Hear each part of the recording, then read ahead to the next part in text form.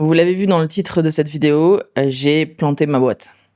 Le 2 juillet 2025, j'avais rendez-vous au tribunal de commerce d'Avignon pour demander l'ouverture d'une procédure collective pour une liquidation judiciaire de Get-in-Shoot. Mais avant de rentrer dans le détail et de vous expliquer comment j'en suis arrivé là, je voudrais faire une petite précision.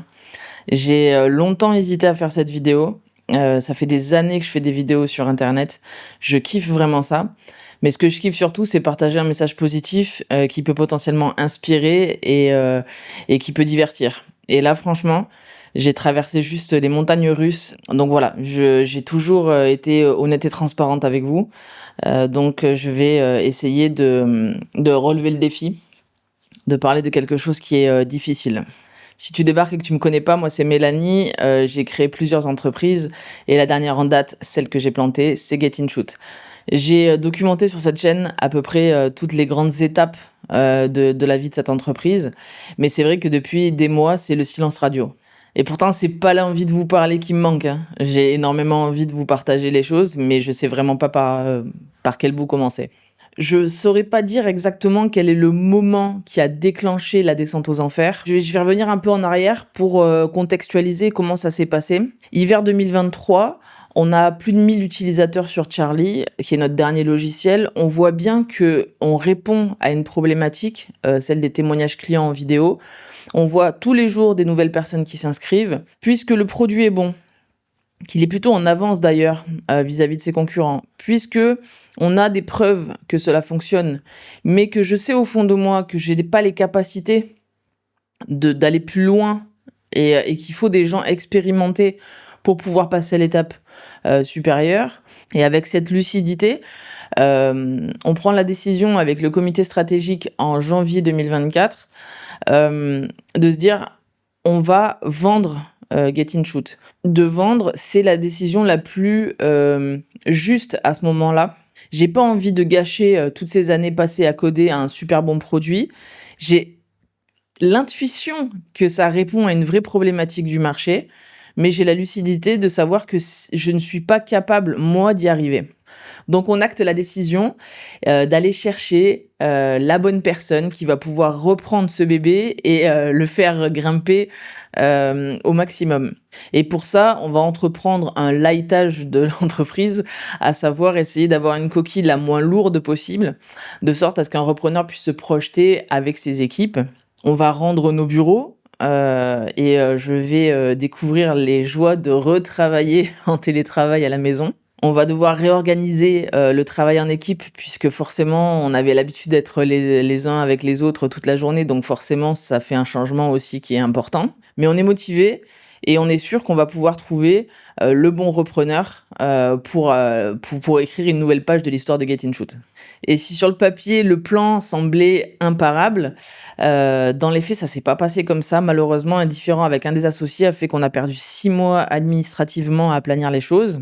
Et on s'est retrouvé début de l'été 2024, au moment où tout le monde est en vacances, à être enfin prêt à mettre en vente la société. Bon, vous le savez, l'été, en général, il se passe pas grand-chose. Pour autant, on a quand même bossé sur la structuration de la vente, mettre en place tous les dossiers pour présenter Get-in-Shoot sous son meilleur jour, avec un objectif qui est de dire en septembre, dès l'ouverture, dès la rentrée, dès la reprise, on bastonne à fond pour trouver le bon repreneur. À ce moment-là, il faut savoir que la situation de la société était assez critique au niveau trésor. Oui, c'est mail du montage. Petite précision, on avait beau avoir 1000 clients, c'était pas suffisant le chiffre d'affaires que l'on générait pour permettre de rembourser les différentes dépenses que l'on avait engagées pour développer un produit comme celui de Get-in-Shoot. Et moi, mon objectif, c'était de gagner du temps pour pouvoir trouver le bon repreneur, et toujours dans un souci de lighter au maximum les coûts de la structure, j'ai pris la décision d'arrêter de me rémunérer en me disant c'est toujours ça d'économiser qui nous permettra de gagner quelques jours, quelques semaines pour permettre de trouver la bonne personne pour reprendre Get-in-Shoot.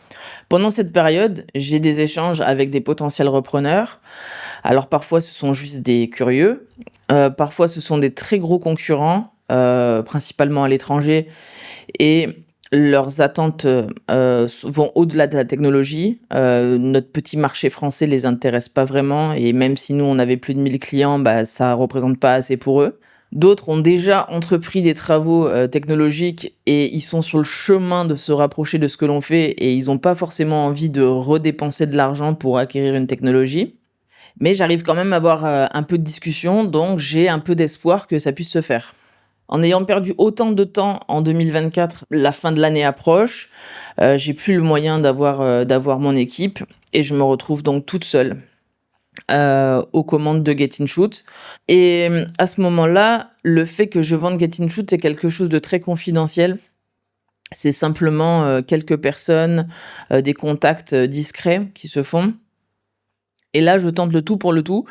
Je fais une vidéo sur mon profil LinkedIn en parodiant une émission de télé en disant que je vendais Get-in-Shoot et que si vous connaissiez quelqu'un qui connaissait quelqu'un, de me mettre en relation. À partir de ce moment-là, j'annonce donc publiquement que Get-in-Shoot est à vendre et je me dis ça va me permettre peut-être de toucher encore d'autres personnes.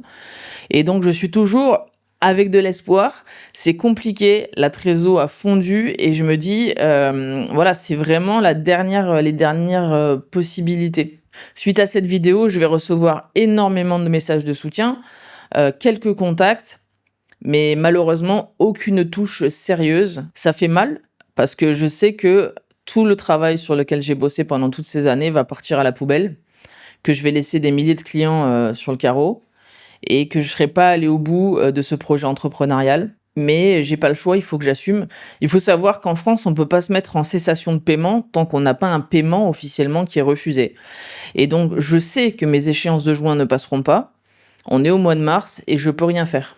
Donc là, je vais assister impuissante pendant des semaines à la mort lente de l'entreprise et je ne peux rien faire. Je dois juste attendre ce prélèvement qui passera pas pour pouvoir aller faire le nécessaire.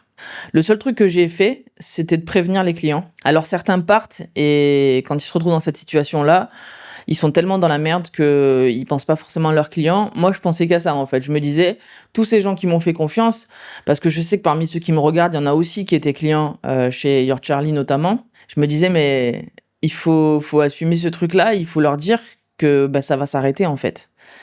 Et c'est vachement difficile. Donc je décide de faire une newsletter pour annoncer à l'ensemble de ma base client que le service va s'arrêter en raison de difficultés économiques. Et là, j'ai reçu des dizaines de messages de soutien.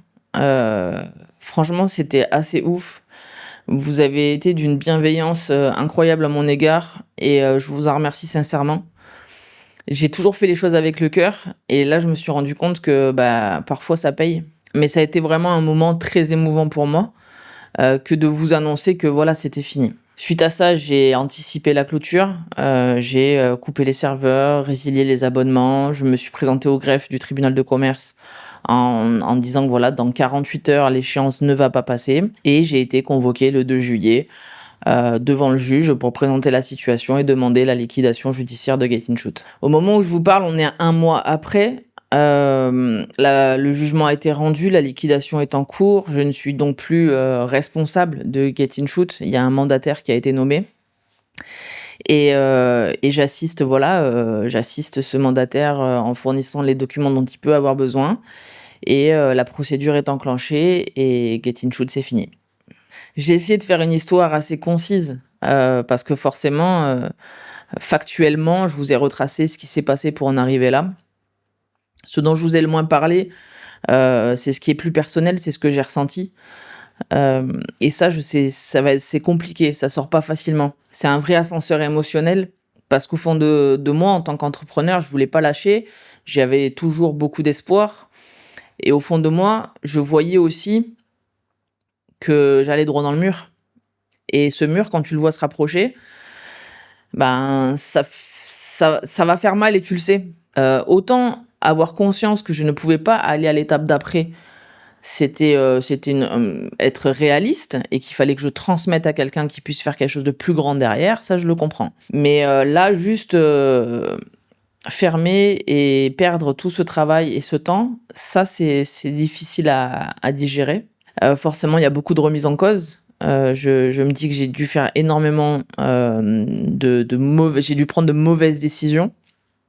j'assume la responsabilité à 100% de cet échec. Et forcément, ma confiance, elle en a pris un gros coup. J'ai eu la chance d'être entouré par ma famille et mes amis très proches pendant cette période-là. J'ai un peu fonctionné comme une machine.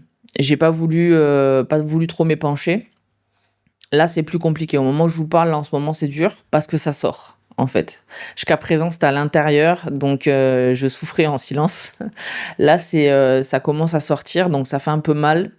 Euh, mais je crois que voilà, c'est une étape obligatoire. Il y a des moments où je me dis que je serai plus jamais entrepreneur, que j'ai plus envie, que ça m'a dégoûté cette histoire. Et d'autres fois, je me dis que je me connais mon tempérament et que je resterai pas forcément à rien faire, donc je vais forcément rebondir.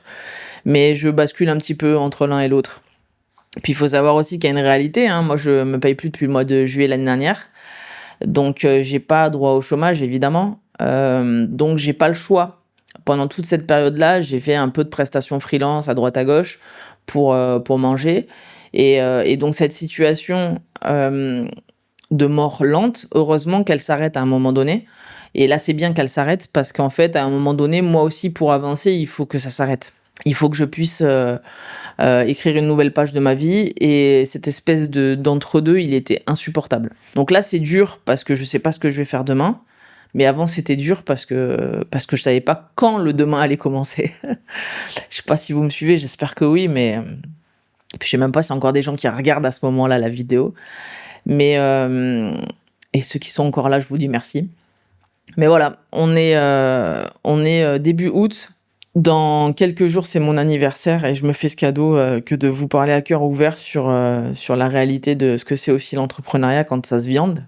Je sais qu'il y a beaucoup d'entrepreneurs qui sont qui sont en difficulté aussi, et peut-être que vous vous sentirez peut-être un peu moins seul. Et au moment où je vous parle, j'ai absolument aucune idée de ce que je vais faire derrière. Mais au moins, cette vidéo existera et je pourrai aussi tourner la page. Ça me manque énormément de faire des vidéos. Ça me manque vraiment, c'est quelque chose que je kiffe. Mais je sais pas trop du coup sur quel sujet partir, puisque moi qui documentais ma vie d'entrepreneur, là l'entrepreneur il est au plus bas du bas. Et donc voilà, donc si vous avez éventuellement des idées de sujets que vous aimeriez que j'aborde, ou des points que vous aimeriez que je rentre un peu plus dans le détail, n'hésitez pas à me dire, parce que j'aimerais bien reprendre cette caméra et revenir avec vous. Voilà, voilà, vous savez tout. Je vous souhaite un bel été. Et on se dit à bientôt. J'espère vraiment vous dire à bientôt en vidéo. Ah oui.